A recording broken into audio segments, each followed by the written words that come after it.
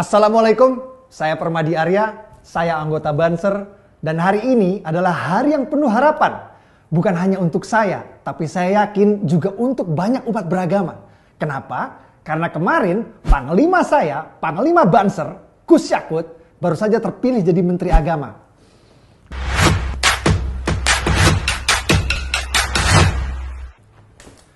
Bagi yang belum tahu sepak terjang Banser, kami adalah salah satu garda terdepan menghadang radikalisme dan intoleransi di tanah air. Kami sampai kehilangan salah satu anggota kami, Rianto, yang tewas saat mengevakuasi bom yang ditaruh teroris di gereja Ebenezer di kota Mojokerto.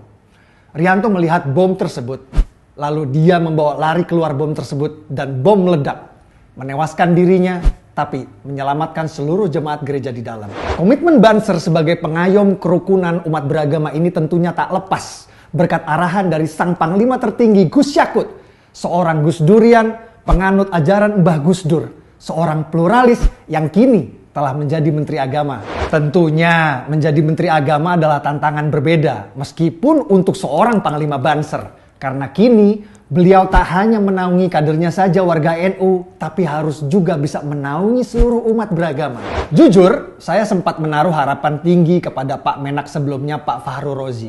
Ketika beliau mengatakan, saya bukan Menteri Agama Islam saja, saya Menteri semua agama.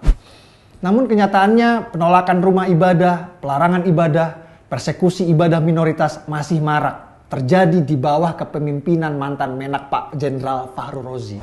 Sebut saja upacara umat Hindu yang dihentikan paksa di Bantul 19 November 2019. Lalu larangan merayakan Natal bersama di Damasraya 20 Desember 2019. Insiden gereja di Tanjung Balai Karimun Februari 2020. Ibadah umat Kristen di rumah dihentikan paksa oleh FPI Cikarang April 2020.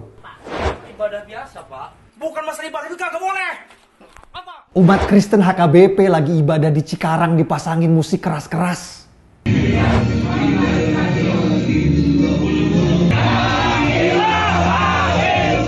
Penolakan warga atas pendirian gereja di Sukoharjo pada Oktober 2020. Sampai yang terbaru, pelarangan perayaan Natal di Balai Pertemuan di Aceh Tamyang 17 Desember 2020. Namun, PR atau pekerjaan rumah sebenarnya buat Pak Menak Panglima Banser adalah SKB atau Surat Keputusan Bersama Dua Menteri perihal syarat pendirian rumah ibadah. Karena semua masalah penolakan rumah ibadah umat minoritas dan berbagai macam diskriminasi kebebasan beribadah berakar di SKB 2 Menteri ini. Pasal 13 dan 14 dari SKB 2 Menteri nomor 8 dan 9 ini sangat mempersulit umat minoritas karena memberikan persyaratan yang terlalu berat sehingga hampir mustahil bagi umat minoritas untuk dapat mendirikan rumah ibadah. Bahkan yang sudah ada pun bisa ditutup dan disegel. Miris sekali. Mau mengamalkan sila pertama Pancasila ketuhanan yang Maha Esa dipersulit di negeri sendiri. Ini adalah PR buat jenengan Gus, Pak Menteri. Aspirasi dari umat minoritas yang tidak muluk-muluk. Mereka hanya ingin mudah membangun rumah ibadah. Mereka hanya ingin tenang dalam beribadah tanpa takut dipersekusi. Yang sayangnya akan sulit terwujud Gus jika SKB 2 Menteri yang mempersulit mereka ini belum dicabut. Nuwun sewu ya Gus, saya hanya ingin menyampaikan curhatan dari ratusan mungkin ribuan umat minoritas yang telah menjerit-jerit Gus ingin agar SKB 2 Menteri ini dicabut. Supaya mereka tak lagi dipersulit mendirikan rumah ibadah, supaya mereka dapat tenang beribadah. Cuman itu yang mereka inginkan Gus. Mari kita berdoa semoga terpilihnya sang Panglima Banser sebagai Menteri Agama bisa menjadi kado Natal 2020 terindah. Tak hanya bagi umat Kristiani, tapi juga bagi seluruh umat beragama lainnya.